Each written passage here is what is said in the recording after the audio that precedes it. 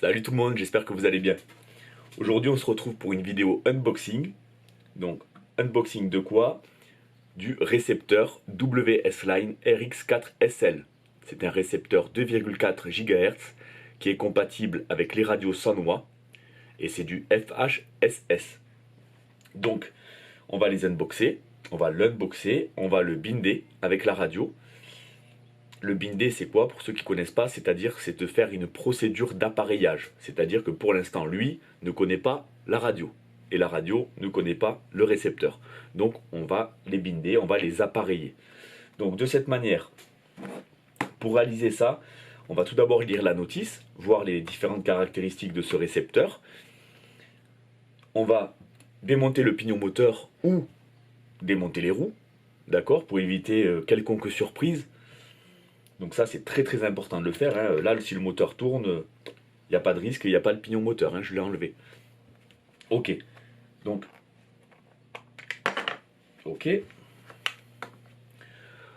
aspect visuel, il ressemble très fortement à l'original, au Sanwa. Donc WS c'est Vartel Sébastien, c'est sa ligne de produits, il fait aussi des batteries, d'accord. Là vous avez une batterie LiPo WS aussi. Donc il fait différents produits, dont celui-ci, donc c'est compatible Sanwa. Alors la notice nous dit quoi?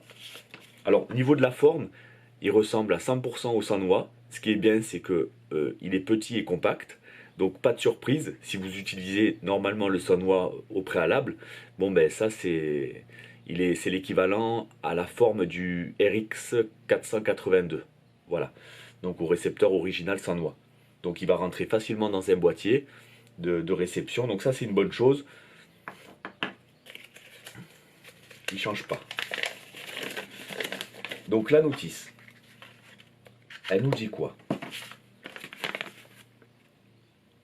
Voilà, alors la notice nous dit: le récepteur RX4SL est compatible avec les émetteurs Sanwa FH3 et FH4T, tels que M12, les radios Sanwa M12, M11X, XSX, MT44, Gemini X, MTS, MT4S, M12S et M17. Donc MT44, moi j'ai une MT44. Ok. Les données techniques. Tension d'utilisation de 3,5 volts à 8,4. Les dimensions 23,6 mm, 18,4, 28,4 mm. Le poids est de 7 grammes et le nombre de voix est de 4. Mode PWM, normal, SHR, SSR. Donc on va faire une petite parenthèse par rapport à ça pour expliquer qu'est-ce que le mode PWM. Le mode PWM, ça signifie Pulse Width Modulation. Donc c'est une impulsion d'un signal. D'accord? Une radio c'est 2,4 GHz. Donc c'est une modulation de fréquence. Donc on envoie un signal. Donc PWM c'est l'envoi d'un signal qui va être carré. Et le récepteur quant à lui va recevoir ce signal carré et le convertir en tension. Le convertir en fonctionnalité. D'accord? Donc c'est un moyen de communication. L'émetteur envoie une onde au récepteur avec le mode PWM. Donc on a trois modes de PWM. On a le mode normal, le mode SHR et le mode SSR. Le mode normal, bon, c'est on envoie le signal comme tout type de récepteur. Le mode SHR et le mode SSR, en fait, c'est des modes qui sont particuliers. La modulation de fréquence va être plus rapide. Alors quel est l'intérêt toujours d'envoyer un signal plus rapide? Ça va être en fait d'avoir une exécution très rapide aussi. Je touche à peine mon volant, le cerveau va réagir immédiatement. Plus l'envoi de la donnée est rapide, plus vite la voiture réagira. D'accord? Donc, dans ces cas-là, le PWM, on va le configurer en SHR ou SSR pour bénéficier d'un envoi ultra rapide de la modulation. Ce qu'il faut savoir, c'est que qui dit envoi ultra rapide, est-ce que, donc lui il est compatible, SHR et SSR, mais est-ce que les cerveaux le seront? Est-ce que mon cerveau de direction sera compatible pour recevoir un signal ultra rapide?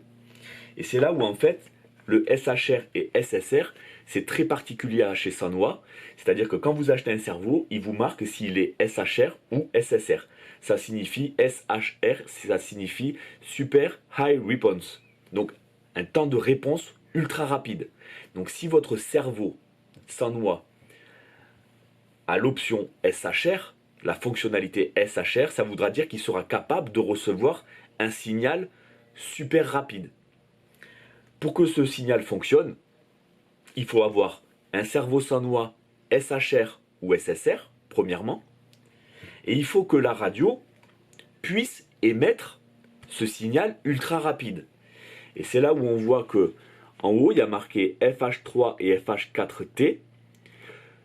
Pour envoyer un type de modulation ultra rapide, il va falloir utiliser le protocole FH4T. Si je ne dis pas de bêtises, le FH3 ne permet pas d'envoyer une modulation ultra rapide. Donc c'est là où votre radio, vous allez voir si, quand vous allez la configurer, voir si vous avez le mode FH4T ou FH4TE. Vous configurez votre radio en FH4TE, ça veut dire qu'elle sera capable d'envoyer un signal ultra rapide. Lui est compatible SHR, SSR, donc il va recevoir ce signal super rapide. Et ensuite, il faut un cerveau de direction ou de gaz qui lui aussi soit SSR ou SHR pour recevoir une donnée super rapide. D'accord? Donc moi, j'ai un cerveau de direction WS Line 3408. C'est ça, hein, 3408, donc un cerveau de 34 kg en 8,4 volts. Bon, j'ai une sortie bec en 7,4 volts, donc qui tourne dans les 30 kg. Mais je n'ai pas d'information s'il est compatible SSR ou SHR, étant donné que c'est très propre à Sanwa. D'accord? Donc, moi, je le fais tourner en normal. Par contre, sur mon 1/10, j'ai un cerveau Sanwa en SSR. Donc là, je configure en SSR. Et c'est une bonne chose. Ok? Donc c'était la particularité. Si vous n'avez pas tout suivi par rapport à ça, n'hésitez pas dans les commentaires. Je me ferai un plaisir de vous répondre. Donc, système de communication bidirectionnel permettant de monitorer la tension du récepteur via l'émetteur en temps réel. Ok? Compatible alimentation 1 de l'hypo. Donc à mon avis, c'est 1S, 2S. Puisque 1S égale 3,7 volts et 2S 7,4. Donc ça signifie qu'on est bien dans la tranche de 3,5 à 8,4 volts. On est bien dans cette tranche-là. Très haute sensibilité, c'est un récepteur 4 voies. Design L-shaped compact. Ok, donc nous ce qu'on va faire, on va le binder, on va l'appareiller de manière à ce qu'il communique avec la radio. Donc pour ce faire, la procédure, c'est jamais très compliqué. Donc allumez votre émetteur. Je l'allume, l'eau batterie, et allez dans le menu système et sélectionnez bin. Alors j'espère que vous voyez. Ok, alors moi ce que je vais faire, avant d'aller dans le menu système, je vais sélectionner le modèle. La particularité de cette radio, comme beaucoup de radios moyen gamme et haut de gamme, c'est qu'on peut configurer plusieurs voitures. Par exemple, vous allez pouvoir faire fonctionner votre radio avec une voiture de piste, avec des caractéristiques, avec des réglages très précis à votre voiture de piste. Si demain, vous prenez votre voiture tout-terrain, est-ce que vous allez tout régler? Non, vous n'allez pas tout régler. Donc vous allez créer des modèles. On peut aller jusqu'à 20 modèles. Ça veut dire qu'on peut mettre 20 RC dessus. D'accord? Donc moi, ce que je vais faire, c'est que je vais sélectionner, j'ai plusieurs modèles. Donc je vais dans Modèle, Select, et là, j'ai bien mon S-Works de sélectionner. Hop, j'essaie de vous montrer, j'espère que vous voyez bien. Ok, donc vous voyez, moi j'ai un modèle 01, c'est mon 1/10. VRC, c'est le jeu vidéo auquel on joue. S-Works, ok. J'ai VRC 1/12. Petite dédicace à ceux qui sont sur le championnat VRC Pro, RC Balade et qui sont sur Apple Aim en ce moment. Donc voilà, moi je vais sélectionner mon modèle, S-Works. Ok, il est sélectionné en haut. Je reviens en arrière. Je vais donc dans Système. Et là, j'ai la fonction bind. Ok, bind, c'est parti. Donc je suis bien sur un mode FH4TE. J'espère que vous voyez. Ouais, FH4TE, c'est en haut. Hop, c'est là. Ensuite, vous voyez à steering, j'ai nord, nord. Donc nord, c'est le mode normal. Je peux changer ce mode pour SSR, SHR. Vous voyez? Donc si mon cerveau de direction est est compatible SHR ou SSR, c'est dans ces paramètres que je vais pouvoir dire que mon cerveau, il doit recevoir un signal ultra rapide parce qu'il est ultra rapide. Donc, moi, c'est un cerveau. Moi, je vais le mettre en normal. Ok, je vais dans le bind. Donc, qu'est-ce qu'on me dit? Allumez votre émetteur, puis allez dans le système et sélectionnez bind. Ok. Connectez la batterie de réception au récepteur tout en pressant le bouton bind.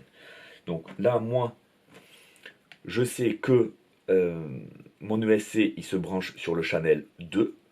Ok, donc je respecte le moins de mon câble. Sur le récepteur, j'ai un moins. Donc tout simplement, le moins côté moins, je le branche ici. Et vous voyez, j'ai les petites broches apparentes de la prise JR qui sont face à moi. Hop, channel 2. Je vais brancher mon cerveau aussi au passage. Et étant donné que sur les cerveaux WS Line, on n'a pas de plus et de moins, on ne voit pas, je sais que les broches doivent être face à moi. Donc je vais le brancher sur le channel 1 avec les broches face à moi. Voilà. Ok. Donc qu'est-ce qu'il faut faire? Là, j'ai connecté. Alors, connecter la batterie de réception au récepteur. C'est ce que je fais, hein, le SC.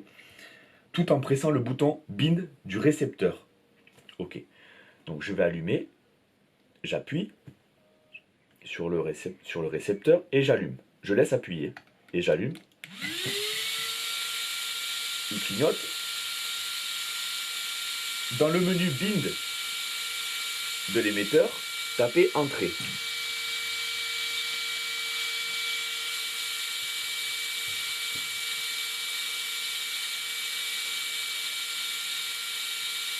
La LED va s'arrêter de flasher. Elle s'est arrêtée de flasher. Pressez à nouveau entrée.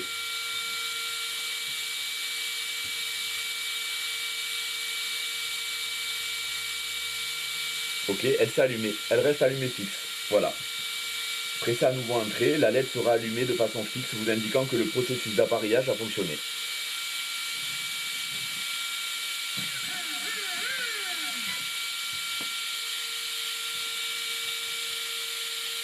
Voilà, nickel.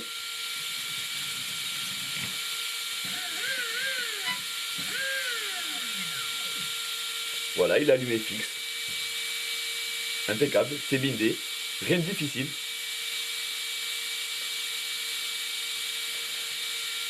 Donc faites attention. Enlevez votre pignon moteur, vous savez jamais. Ou enlevez vos roues. Voilà, c'est configuré. J'espère que la vidéo vous aura plu. Et si vous avez des questions, n'hésitez pas. C'est avec plaisir que j'y répondrai dans les commentaires. En attendant, portez-vous bien. Et je vous souhaite à tous bon vol, bonne route et bonne balade. Salut tout le monde.